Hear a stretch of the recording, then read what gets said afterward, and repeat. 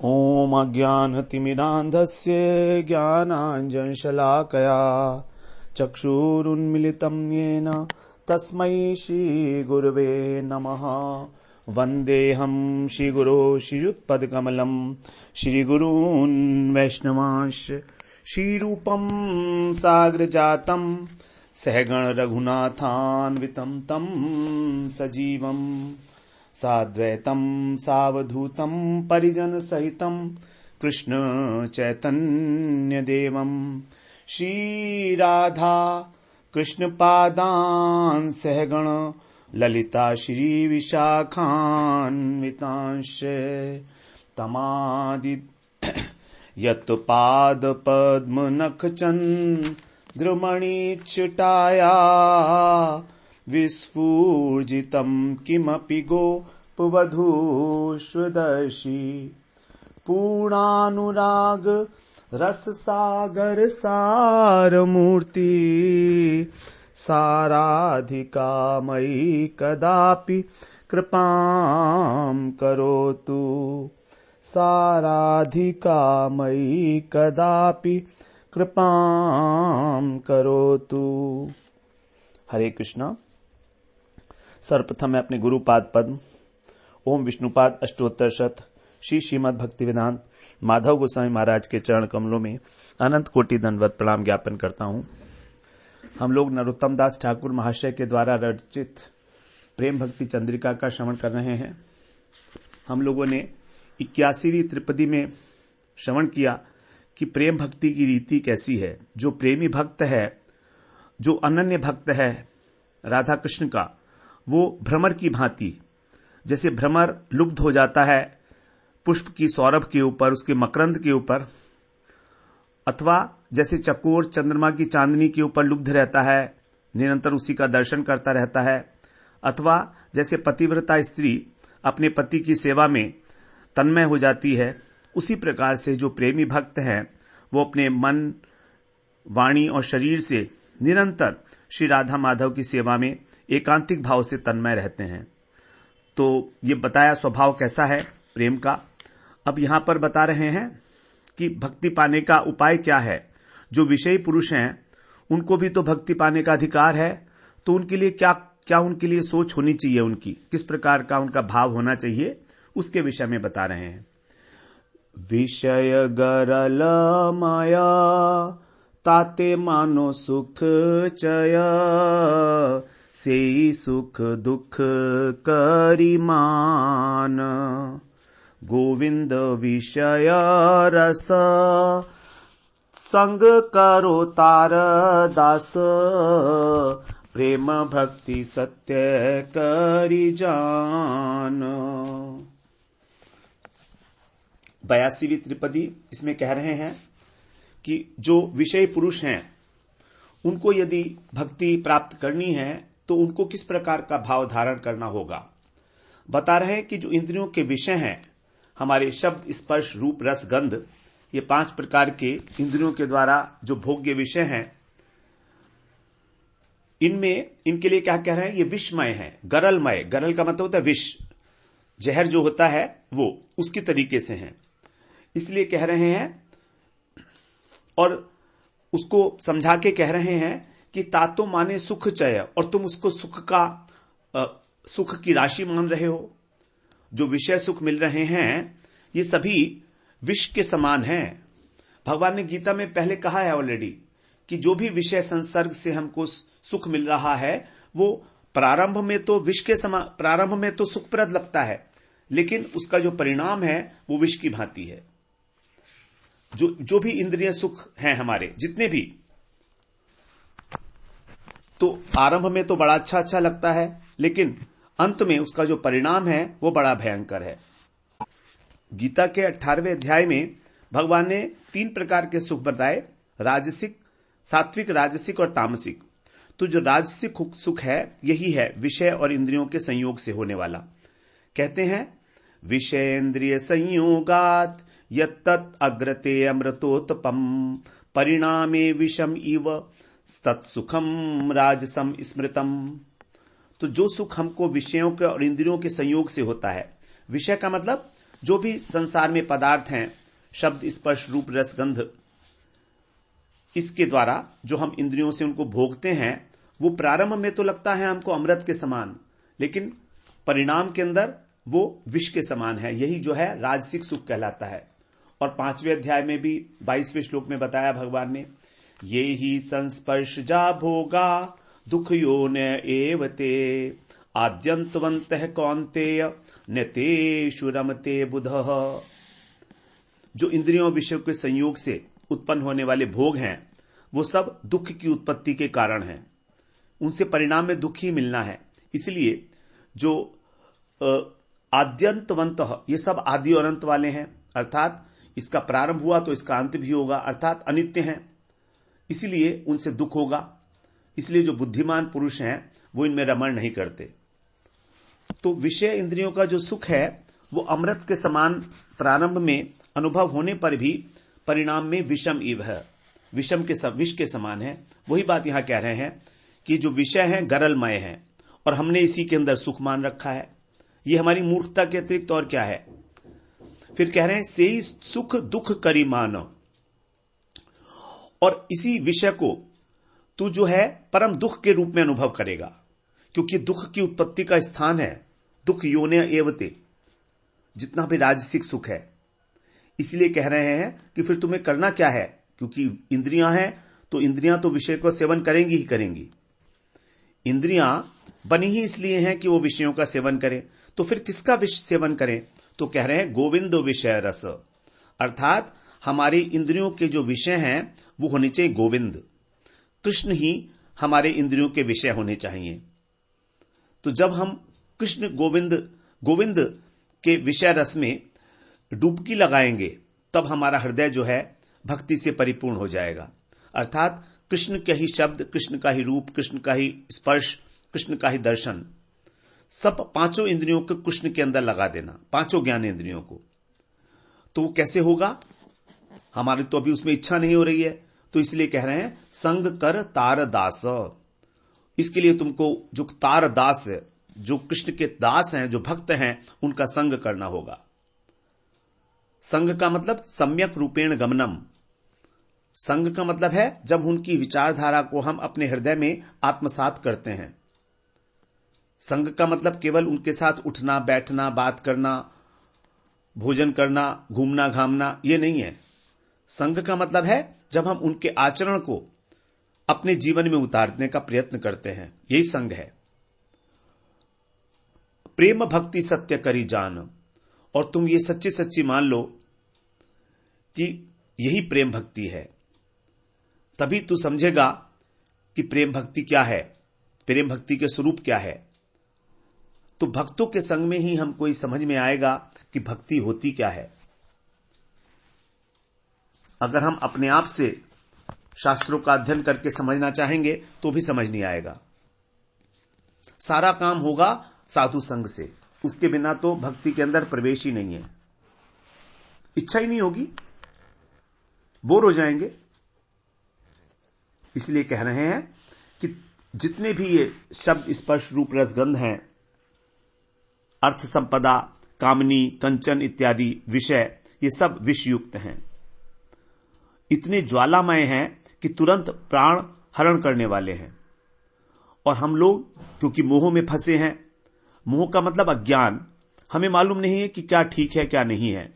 इस प्रकार से मोह में अंधे हुए मनुष्य इन विषयों की जो विष ज्वाला है उसको समझ नहीं पाते और अमृत मानकर उसका भोग करते हैं। एक ग्रंथ है, उसका नाम है शांति शतक। उसमें बताया है, अजानन दाहार्ति विशति शलभो दीप दहनम नमीनो हपि ज्ञात्वा व्रतवडिष्मश्नाति पिशितम विजानन्तो हप्येहतान् वयमिह विजाल जटिलान् न मुञ्चामः कामान इह गहनो मोह महिमा। हमारा जो मोह है उसकी क्या महिमा है, ये बता रहे हैं। कैसी मोहनी शक्ति है इस मोह के अंदर ये सबको मोहित कर देती है। उदाहरण के लिए कह रहे हैं कि पतंगा ये नहीं जानता कि जल के मरने पर कितनी ज्वाला कैसी होती है, इसीलिए वो क्या होता है, दीपक की लौ के अंदर प्रवेश करता है। पतंग को यही नहीं पता है, क्योंकि पतंगा जो है रूप का प्यासा होता है। जब वो दीपक की लौ को देखते हुए जलते हुए देखता है तो उसकी ओर आकर्षित हो जाता है और आकर्षित होकर उसी में प्रवेश करके और अपने प्राणों को खो देता है। इतना मोहित है पतंगा, वो नहीं जानता कि जो प्रकाश की लौ है, ये अग्नि की जो लौ जल रही है, ये कितनी भयंकर है, उसकी प्राणों को हरण करने वाली है ये लौ, लेकिन तो भी उसमें जाता है। इसी तरह कह रहे हैं न मीनो अपि ज्ञात्वा, और जो मीन है, मछली है, वो भी नहीं जानती। क्या नहीं जानती कि जिस मांस को वो खा रही है उसके भीतर उसकी मृत्यु छिपी हुई है। तो इसीलिए वो जो है वंशी के अंदर जो मांस का खंड निगल जाती है और उसी के चक्कर में वो फंसकर और उसको बाहर निकाल लेता है मछुआरा। एक वंशी के अंदर, उसको वंशी बोलते हैं, जिससे मछुआरा फेंकता है, उसमें एक मांस का टुकड़ा लगा देता है और वो जो है मांस का टुकड़ा बंधा होता है उस लकड़ी से।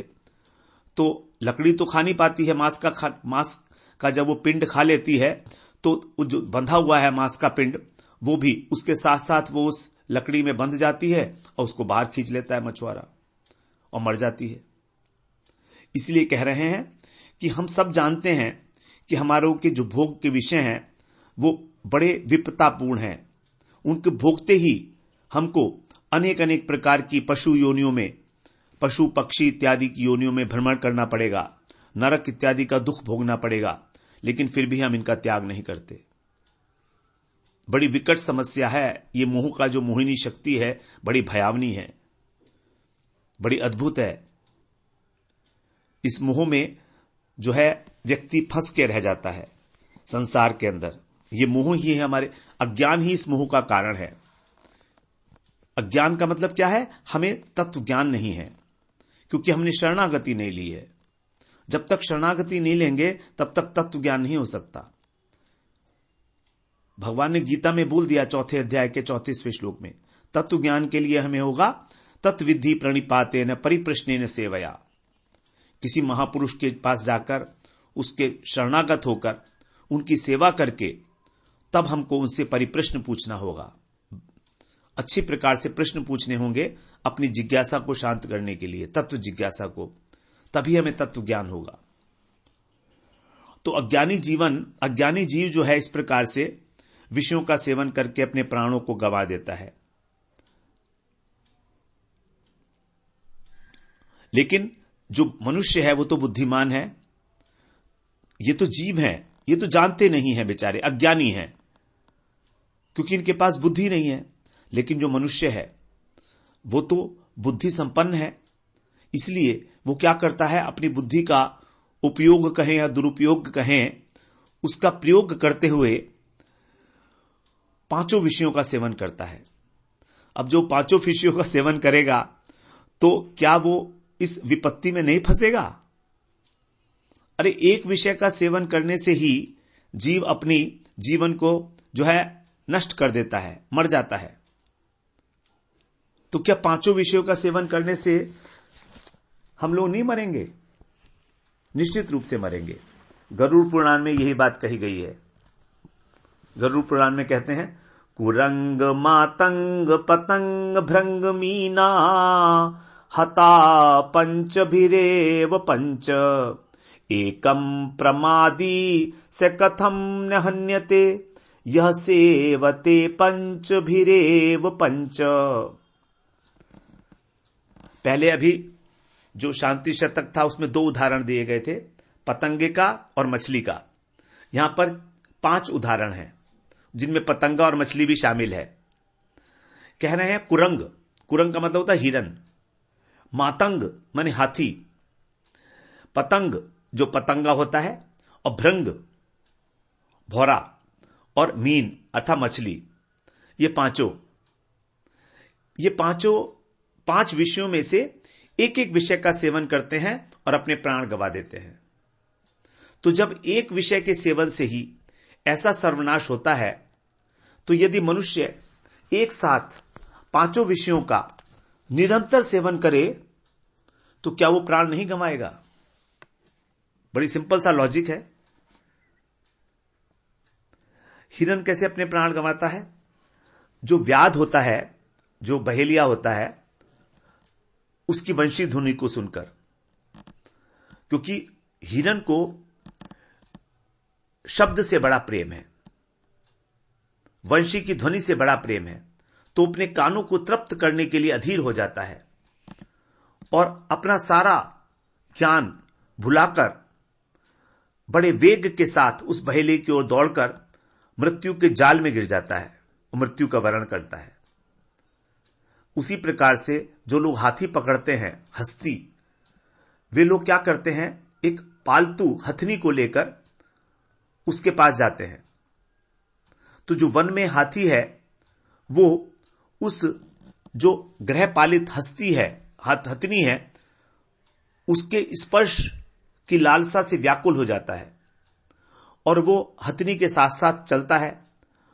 और जो पकड़ने वाला है वो क्या करता है कि एक गड्ढा बनाता है बहुत बड़ा, उस गड्ढे को घास फूस से ढक देता है।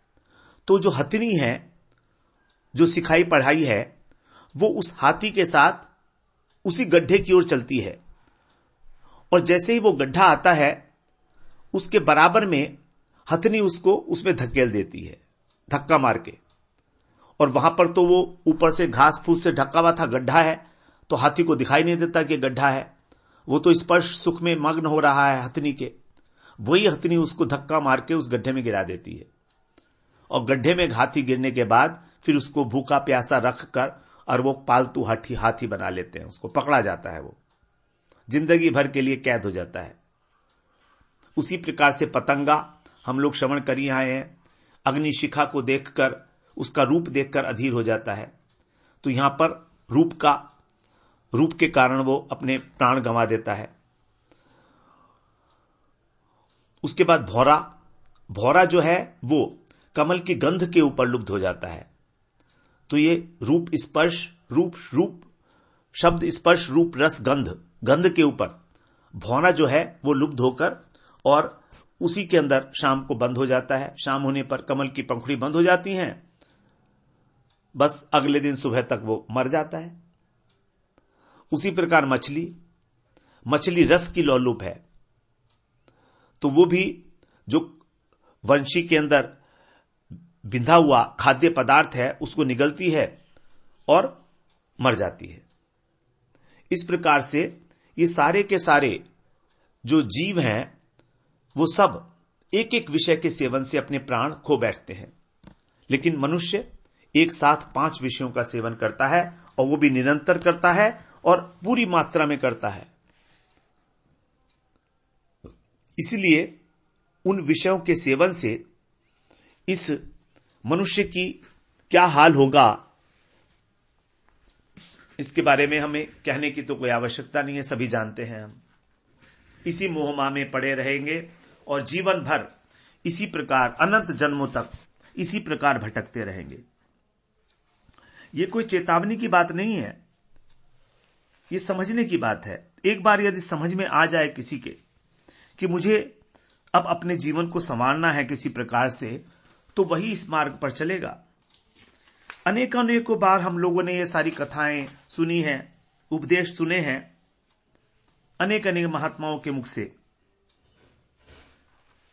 लेकिन कभी हमारे सर के ऊपर जू भी नहीं रहेंगी। प्रहलाद महाराज कह रहे हैं, भगवान की जब स्तुति कर रहे हैं प्रहलाद महाराज 7वें स्कंद के 9वें अध्याय में 40वें श्लोक में, तब कह रहे हैं कि किस प्रकार से मनुष्य मात्र इन 5 प्रकार की इंद्रियां जो हैं उनसे लुब्ध होकर और अंधकूप की ओर जा रहा है। कहते हैं, जिह्वो कतोच्युत विकर्षति मा वितृप्ता शिष्णोन्यतस्त्वगुदरम श्रवणम कुतश्चित् घ्राणोन्यतश्चपलदृक् क्वच कर्म शक्तिर बहवः सपत्न्य इव गेह पतिम लुनंती। कह रहे हैं कि हे अच्युत, ये जो हमारी कभी संतुष्ट न होने वाली जीभ है, मां वितृप्ता, जिसकी कभी तृप्ति नहीं होती, ऐसी जो जीभ है ये मुझको विकर्षति, खींचती है। कहां पर? रसों की ओर। मुझे जीभ स्वादिष्ट रस की ओर खींचती है। और मेरी जो शिश्न है, जननेंद्रिय है, वो मुझे सुंदरी स्त्री की ओर खींचती है। मेरे जो त्वचा है सुकोमल स्पर्श की ओर, और पेट भोजन की ओर, कान मधुर संगीत की ओर खींचते हैं, नासिका भीनी भीनी सुगंध की ओर, और ये जो चपल नेत्र हैं मेरे, ये सौंदर्य को निहारने के लिए खींचते रहते हैं। इनके सिवा जो मेरी कर्मेंद्रियां हैं, ये तो 5 ज्ञानेंद्रियों की बात हो गई। इसके अतिरिक्त जो हमारी कर्मेंद्रियां हैं वे भी हमें अपने अपने विषयों की ओर ले जाने के लिए लगातार जोर लगाती रहती हैं। तो अब मेरी दशा कैसी हो रही है? जिसकी 5 ज्ञानेंद्रियां और 5 कर्मेंद्रियां अपने अपने विषयों की ओर खींच रही हो, उसकी दशा ऐसे हो गई है जैसे किसी एक पुरुष की बहुत सी पत्नियां, सपत्नीय, बहुत सारी जो पत्नियां हैं वे उसे अपने अपने शयन गृह में ले जाने के लिए घसीट रही हैं। लुनंती, सभी अपने घर में ले जाना चाहती हैं। तो मेरी तो स्थिति वो है।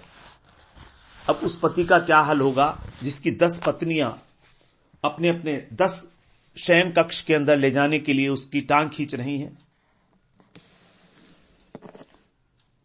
इस प्रकार से जीव की हालत है। तो ग्रंथकार इसीलिए कह रहे हैं, विशल गरलमय ताते मानो सुख चय, कि इसने इसी के अंदर सुख मान रखा है, इस विष के अंदर ही सुख मान रखा है। जैसे जो विषधर सर्प होता है उसमें विष होता है, लेकिन उसको विष की ज्वाला का अनुभव नहीं होता, उसको नहीं होता। और यदि उसके पास विष न रहे तो फिर वो दुखी भी होता है। और जब अन्य प्राणी को काटता है तो जो दूसरा प्राणी है उसको बड़ा दुख होता है, उसको उस विष की ज्वाला का अनुभव होता है। उसी प्रकार से 2 प्रकार के प्राणी हैं, एक तो विषयों में अत्यंत आसक्त है और दूसरा है साधक। जो विषयों में आसक्त है उसको इस विषय के विष का अनुभव नहीं होता। इस विष में कितनी ज्वाला भरी है, कितनी अग्नि भरी है, कितने उसकी प्राण हरण करने की क्षमता भरी है, वो उसका अनुभव नहीं कर पाता। बल्कि यदि उसको विषय ना मिले तो उसको बड़ा दुख होता है। जैसे एक विषधर सर्प है, अगर विषधर सर्प के अंदर विष ना हो तो उसको दुख मिलेगा। उसी प्रकार से जो विषयासक्त मनुष्य है, अगर उसको विषय ना मिले तो बड़ा दुखी होगा, क्योंकि उसे मालूम नहीं है कि इन विषयों के अंदर कितना विष भरा हुआ है। अनजान है, आसक्त है। लेकिन जो साधक हैं, वे साधक कैसे हैं? जैसे सांप, जिनको सांप काट लिए है, तो जैसे सांप के विष का अनुभव उस व्यक्ति को होता है जिसको उसने काट लिया है, उसी प्रकार से जो साधक है उसको इस विष का अनुभव होता है। दूसरी बात, विष की ज्वाला मरने के बाद शांत हो जाती है, फिर परेशान नहीं करती, दुख नहीं देती, क्योंकि दुख देगी किसको? जिसको दुख दे रही थी वही चला गया। लेकिन ये जो विषयों का विष है, इसकी ज्वाला हमारे को मरने के बाद जन्म जन्मांतर तक कष्ट देती है। कैसे? अनेक अनेक जन्मों में हमारा भ्रमण करा के, हमारी आसक्ति को और दृढ़ करके। क्योंकि जितनी आसक्ति हमारी अभी है विषयों में, अगर हम विषयों का सेवन करते रहेंगे तो और अधिक बढ़ती चली जाएगी वो आसक्ति। तो इस प्रकार से कह रहे हैं कि विषयों में जो आसक्त पुरुष है वो तो उस विषयों में सुख अनुभव कर रहा है, मोहवश,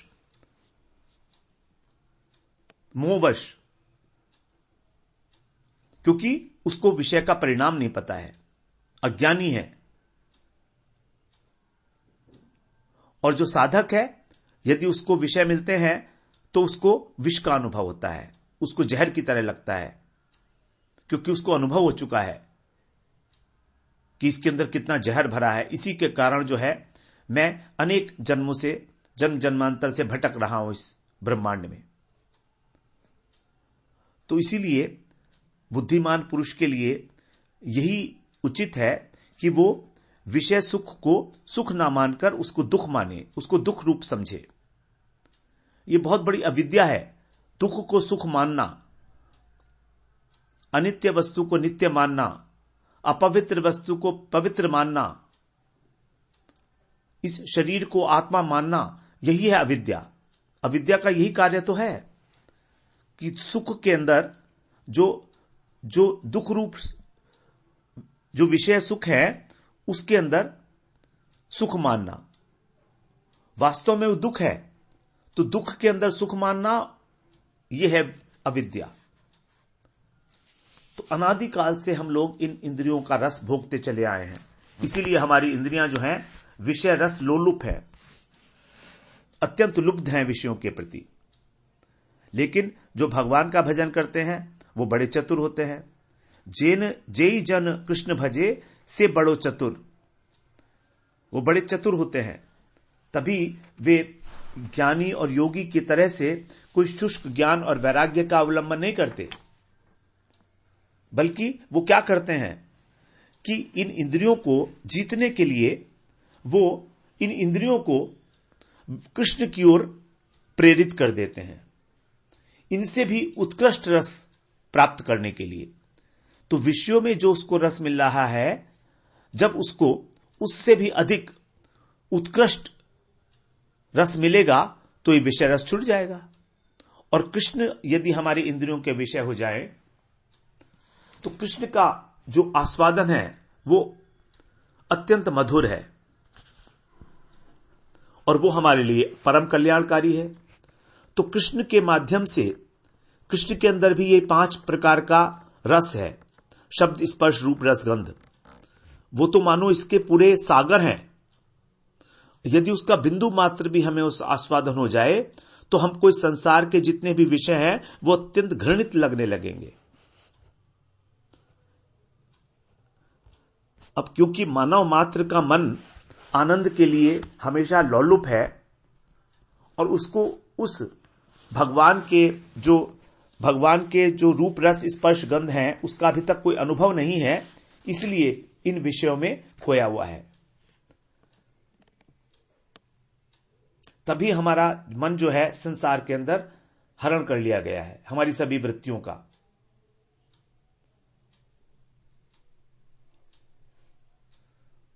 तो भागवत में ब्रह्मा जी कहते हैं, तावत रागादयस्ते न तावत काराग्रहम ग्रहम तावन्मोहघ्रिनिगड़ो यावत कृष्ण न ते जनः।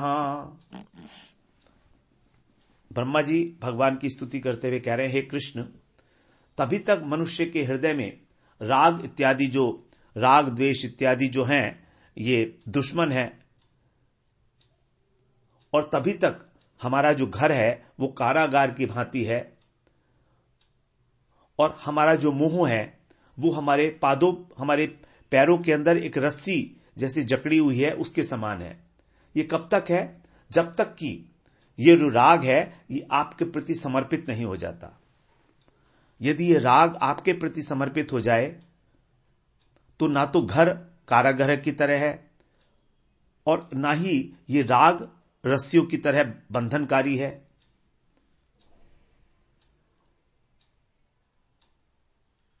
तो केवल हमको इस संसार के प्रति जो राग है उस राग को भगवान के अंदर निविष्ट कर देना है।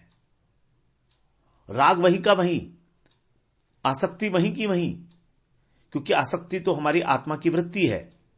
आत्मा चेतन वस्तु है और चेतन वस्तु होने के कारण उसके अंदर 3 गुण हैं, इच्छा शक्ति, क्रिया शक्ति और अनुभव शक्ति। तो आत्मा को तो स्वभाव है इच्छा करना, तो इच्छा करती है, राग करती है, आसक्ति करती है, लेकिन उसकी आसक्ति मिसप्लेस्ड है इस संसार के अंदर। तो यदि समझा जाए तो थोड़ी सी बात है, केवल अपनी आसक्ति की दिशा परिवर्तन कर देनी है।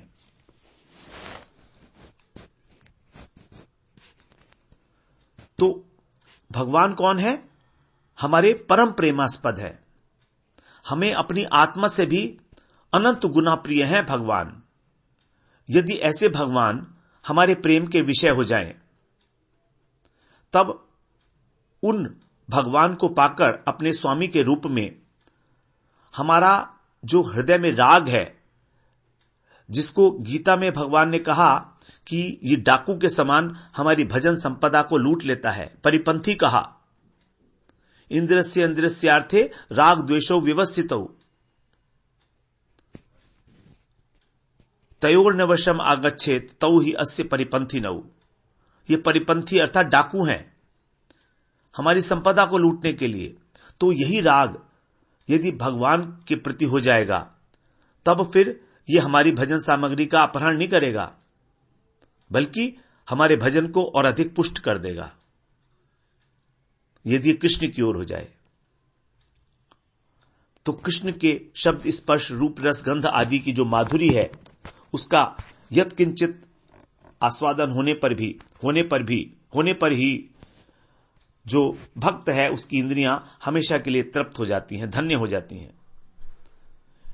क्योंकि कृष्ण अपने रूप के द्वारा, अपने वाणी के द्वारा, अपने वचनों के द्वारा, वचन भंगी, गमन भंगी, नयन भंगी, मुख भंगी, सब भंगियां जो चेष्टाएं हैं कृष्ण की, उनके द्वारा हमारे चित्त को अपनी ओर आकर्षित करते हैं। इसलिए उनका नाम है कृष्ण। कृष्ण का मतलब आकर्षण, ण माने आनंद। तो महाप्रभु जब जगन्नाथपुरी में थे, तो उन्होंने कृष्ण के रूप रस इत्यादि का जो है बड़ा वर्णन किया है। और वो कहते हैं चैतन्य चैतामृत में, कृष्ण रूप शब्द स्पर्श सौरभ्य अधर रस जार माधुर्य कहन न जाय। देखी लोभी पंच जन एक अश्व मोर मन चढ़ी पंच पांच दिगे धाय। सखी हे सुनो मोर दुखेर कारण मोर पंचेन्द्रिय गण महालंपट दस्युगण सभे करे हरे पर धन। एक अश्व एक क्षणे पांच पांच दिके टाने एक मन कौन दिके जाय। एक काले सभे टाने गेलो घोड़ार पराणे ए दुख सहन न जाय।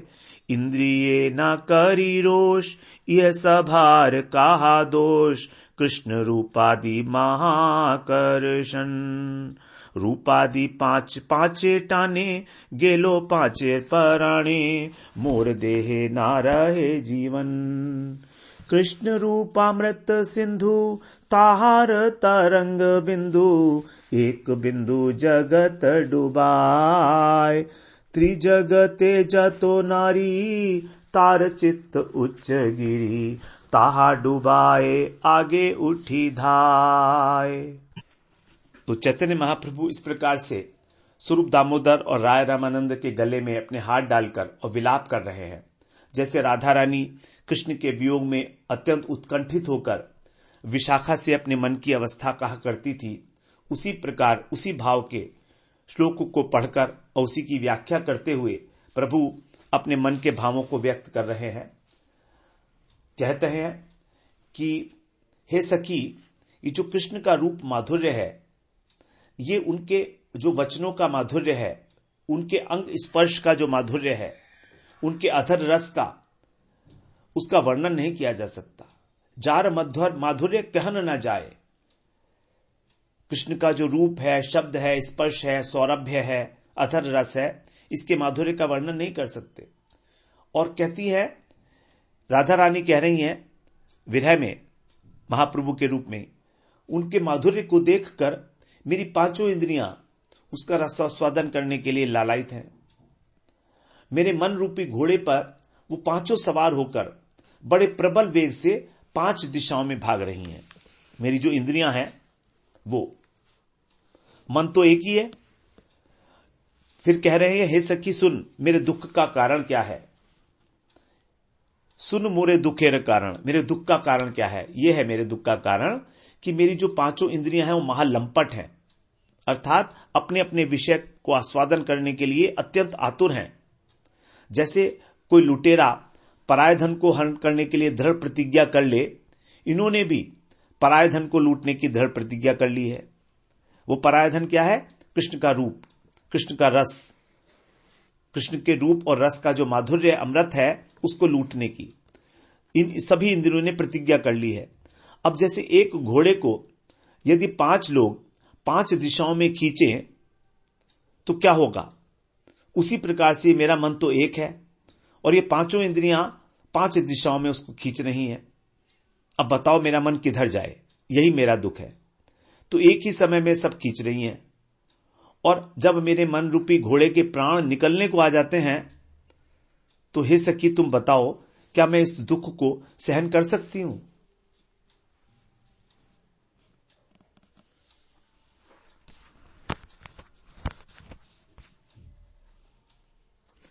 फिर आगे कह रहे हैं, इंद्रिये न करी रोष, यह सभार कहां दोष, कृष्ण रूपादि महाकर्षण।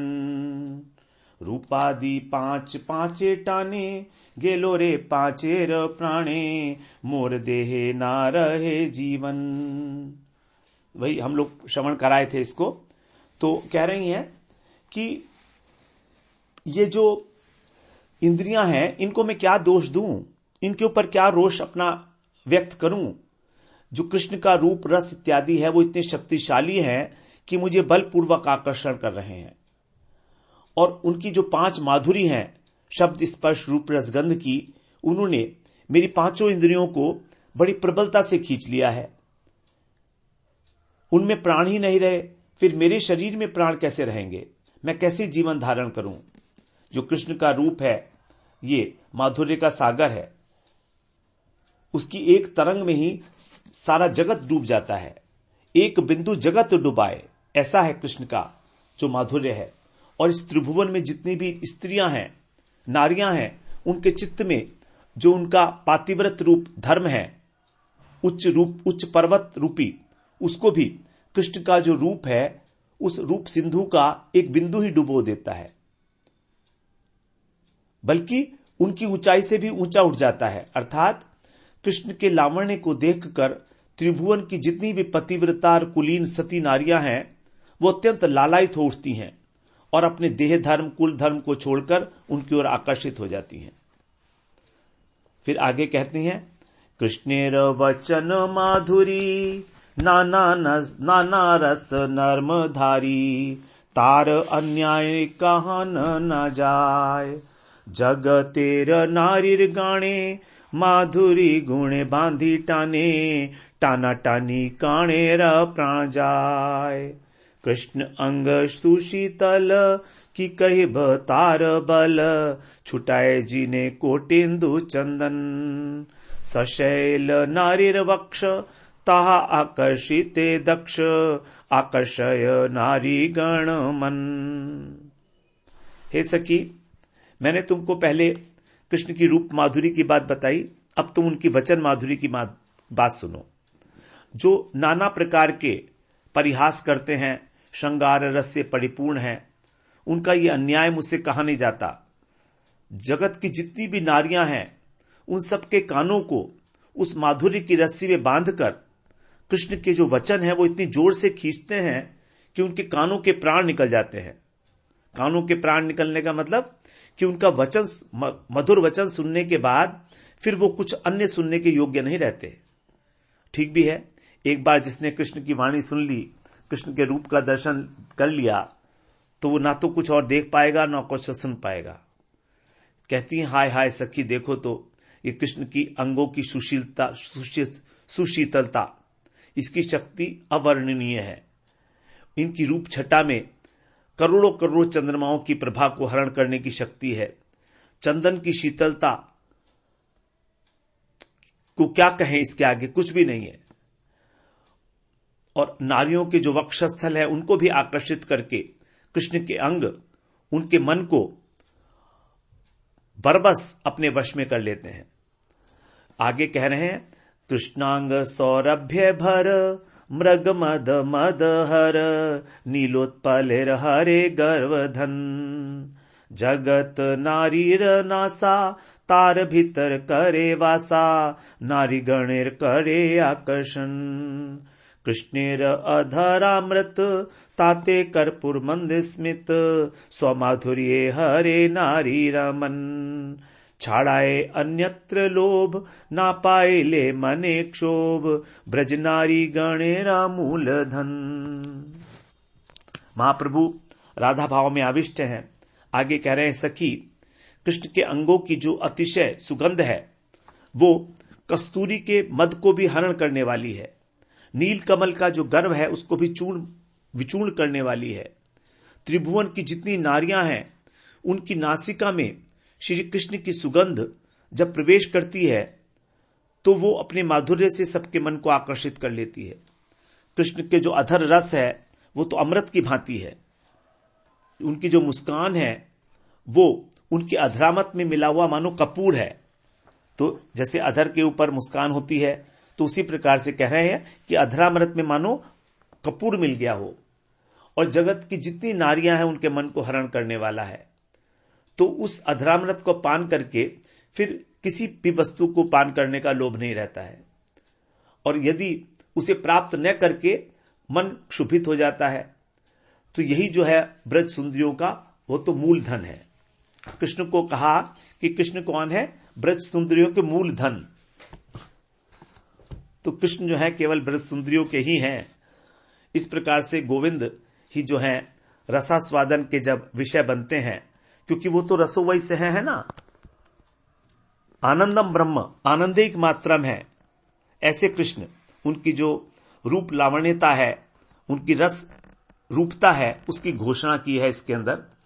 तो कृष्ण से ही हमको आनंद की प्राप्ति होती है और कोई साधन नहीं है। जब कृष्ण स्वयं ही रस रूप है, आनंद रूप है, तो कह रहे हैं, कठोपनिषद में कहा है, रसम ये वायम लब्धवानंदी भवती। अर्थात कृष्ण क्योंकि रस रूप है इसीलिए सभी प्राणियों को उन्हीं कृष्ण से ही एकमात्र आनंद की प्राप्ति होती है। लब्धवानंदी भवती। अब कृष्ण यदि हमारे अंतर इंद्रियों और बाहर इंद्रियों का हम लोग रूप रस इत्यादि का आस्वादन प्राप्त कर लें तो हमको जो जड़ीय रस हैं वो तुच्छ लगेंगे, घृणित लगेंगे, ये तो ठीक है। लेकिन क्या ये इस प्रकार की माधुरी का आस्वादन हम जैसे जो विषय आसक्त जीव हैं, क्या इस प्रकार की जो अपराकृत कृष्ण सौंदर्य है, उसका माधुर्य है, क्या हम उसका आस्वादन कभी कर पाएंगे? ये एक प्रश्न तो हमारे सामने उठेगा ही ना। वर्णन तो बहुत कर लिया, लेकिन ये सब बातें तो मेरे लिए अभी है नहीं। तुम्हें क्या करना है, मुझे क्या करना है इस विषय में? तो यहां पर यही बता रहे हैं कि जो विषयी पुरुष है उसको क्या करना है प्रेम भक्ति का आस्वादन करने के लिए, प्रेम भक्ति में प्रवेश करने के लिए क्या उपाय है। अब उपाय बता रहे हैं ठाकुर महाशय, अब उपाय बता रहे हैं। पहले तो बता दिया गोविंद विषय रस, अर्थात गोविंद ही हमारे लिए विषय होने चाहिए रस का। तो कैसे मिलेंगे? संग करो तार दास, यह है उपाय। इतना, संग करो तार दास, अर्थात उनके जो दास हैं उनका संग करो। तो महत कृपा, महत संग, इसी से मनुष्य के चित्त में कृष्ण माधुर्य आस्वादन करने का लोभ जागृत होगा और संसार से अपने आप विरक्ति होने लगेगी। जब उनका प्रकृष्ट रूप से संग किया जाएगा, उनका आचरण देखा जाएगा, उनकी वाणी को श्रवण किया जाएगा श्रद्धा पूर्वक, प्रेम पूर्वक, निरंतर, तब ऐसा कौन है जिसके हृदय में इतनी माधुरी का आस्वादन करने का लोभ जागृत ना हो? वो तो निश्चित रूप से कोई बहुत ही क्रूर, निर्दयी, पशुघाती ही हो सकता है। इतना सौंदर्य का श्रवण करके उसके प्रति भी लोभ की जागृति न होना लगभग तो असंभव ही है। और ये लोभ जागृत कैसे होगा? यही इसी के लिए आवश्यकता है महत संग की। साधु संग के बिना कुछ होना नहीं है। चाहे कुछ भी कर लो, चाहे 100 हजारों साधन भजन कर लो, क्योंकि आचरण में कभी नहीं आएगा हमारे वो सब कुछ।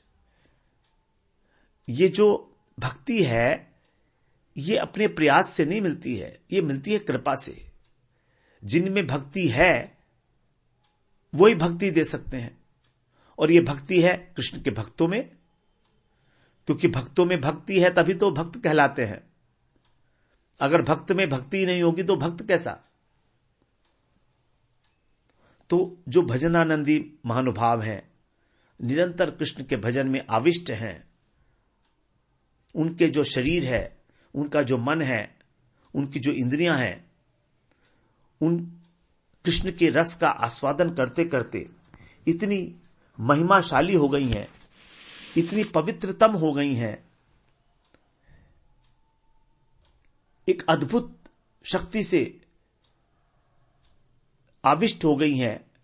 उनका जो मन है, उनकी जो इंद्रियां हैं, उनका जो शरीर है, कि ये जो प्रेम की लहरियां हैं उनके शरीर से छिटक छिटक कर चारों ओर जो भी उसके संस्पर्श में आता है, उन लहरियों के, उसके अंदर भी कृष्ण माधुरी के आस्वादन करने की शक्ति का संचार कर देती हैं।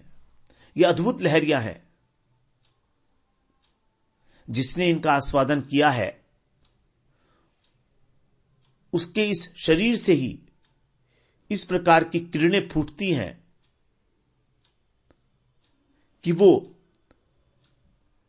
जिसको भी प्रभावित करती हैं, जिसको भी स्पर्श करती हैं, उसके जीवा से भी कृष्ण का नाम निकलने लगता है। कृष्ण कृष्ण कृष्ण कृष्ण। उसको माधुर्य आस्वादन करने की क्षमता मिल जाती है। जैसे स्पर्शमणि को यदि हम लोहे से छुआएंगे तो लोहा भी सोना बन जाएगा। लोहा सोना बन जाता है स्पर्शमणि के छुआने से, पारसमणि के। उसी प्रकार से जो वैष्णवों का संग है, उस संग से हमारा जो अंतःकरण अत्यंत दूषित है, मल विक्षेप आवरण 3 प्रकार के दोषों से युक्त है, ये भक्ति के आने से परम उज्जवल हो जाता है, पवित्र हो जाता है। इसीलिए केवल एक ही उपाय है कि हम इस विषय रस से ऊपर उठकर साधु संग की इच्छा करते हुए शुद्ध भक्तों के सानिध्य में भजन करें कृष्ण का। यही उस गोविंद रस को आस्वादन करने का एकमात्र परम उपाय है। अब आगे कह रहे हैं कि ये जो आस्वादन है, ये जो प्रेम है, यही वास्तव में सत्य वस्तु है। प्रेम भक्ति सत्य करी जान। इस जगत में यदि कोई सत्य वस्तु है तो वो यही है, कृष्ण प्रेम। और ये कृष्ण प्रेम सभी जीवों का नित्य सिद्ध कृष्ण प्रेम है, लेकिन हम इसको विस्मृत करे बैठे हैं, भूले हुए हैं। तो भजन करने से धीरे धीरे वही जो सोया हुआ प्रेम है वो जागृत हो जाता है और यथार्थ वस्तु की उपलब्धि हो जाती है। इसको इस प्रकार से ही हमें जानना होगा। प्रेम भक्ति सत्य करी जानो। ये प्रेम भक्ति ही सत्य है और बाकी सब कुछ असत्य है। आश्चर्य है कि इतना सब श्रवण करके भी हमारे मन में वो लोभ जागृत नहीं हो रहा है। यदि थोड़ा सा हम ध्यान करें तो समझ आएगा हमारा हृदय इतने लंबे समय तक इस संसार में रहकर कितना कठोर हो गया है, पत्थर की तरह हो गया है।